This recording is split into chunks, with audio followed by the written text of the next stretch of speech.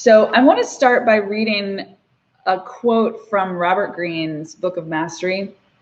He's got a real big version of this book. I got the small one, and I have not even read the whole thing. But when I decided to do this teaching, I just was curious what he had to say about it and immediately found something that I feel is really relevant to this conversation. So I'm just going to start by reading the very beginning of the first chapter. You possess a kind of inner force that seeks to guide you toward your life's task, what you are meant to accomplish in the time that you have to live. I'm going to read more, but I just want to pause here for a second, because what this means to me immediately is that there is a mastery, a unique offering, a unique gift that you alone came into this lifetime to live, to give, to serve, to offer, to create. And nobody else can do it but you. So there is inherent, even when you're born, like think about the mastery of an infant, right? They are pure love. They have tremendous mastery in loving. They have tremendous mastery in receiving love. They have tremendous mastery in asking for what they want unapologetically. They are relentless in their pursuit of the boob, right? So there is mastery in you. It's built into your nature. If you think about nature out in the world, any animals, plants, there's mastery built into their DNA. The sequoia is masterful at being the sequoia. The squirrel is masterful at being the squirrel. And you are masterful at being you. Masterful already. So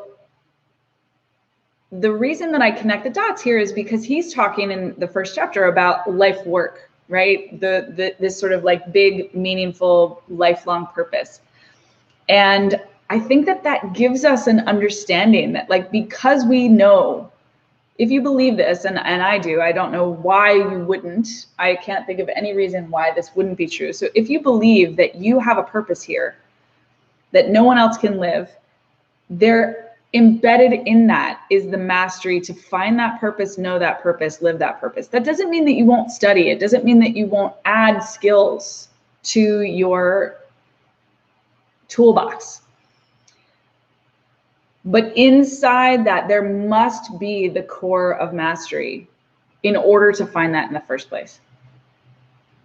So let me read it again. You possess a kind of inner force that seeks to guide you toward your life's task.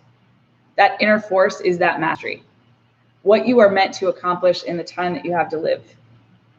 Now, this is where it gets interesting. In childhood, this force was clear to you.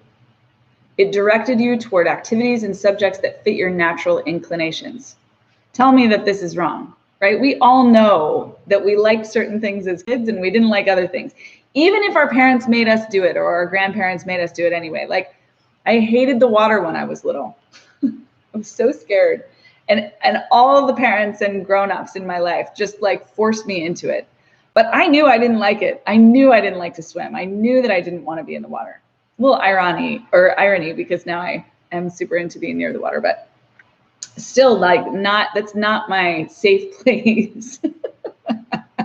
Right? So I knew, even when I was very, very young, what I was called to and what I wasn't. And so did you. So that knowing is an inner knowing.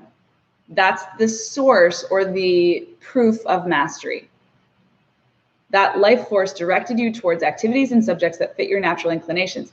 In the intervening years, the force tends to fade in and out as you listen more to parents and peers, right? So in me, it's like I, at a certain point, was like, oh, I better get good at swimming. Everybody's telling me that I need to do that, so I better do it, even if I have no interest in getting in the water. So we could go deeper in this, but the point of this topic is just to recognize the truth that, like, we get caught. We know what we're here for from the beginning, but as we get information from adults around us as kids that conflict with that, we start to doubt it. And then we don't know what to listen to. We don't know when to listen to ourselves and when to listen to the adults. We're taught to listen to the adults, so it's a real battle in there. The first move towards mastery is always inward. Why? Because that's where mastery exists. That's where mastery arises. The first move towards mastery is always inward, learning who you really are and reconnecting with that innate force. Knowing it with clarity, you will find your way to the proper life path and everything else will fall into place.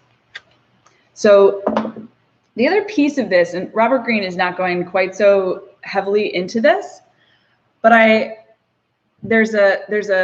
the energetics are aligned, which is that this mastery that resides inside of us isn't something that we have to develop or learn. It's simply something that we find, that we discover, that we unearth, that we listen to. It is God or the divine or the bigger power that is moving through us, that is taking us to that clarity. You already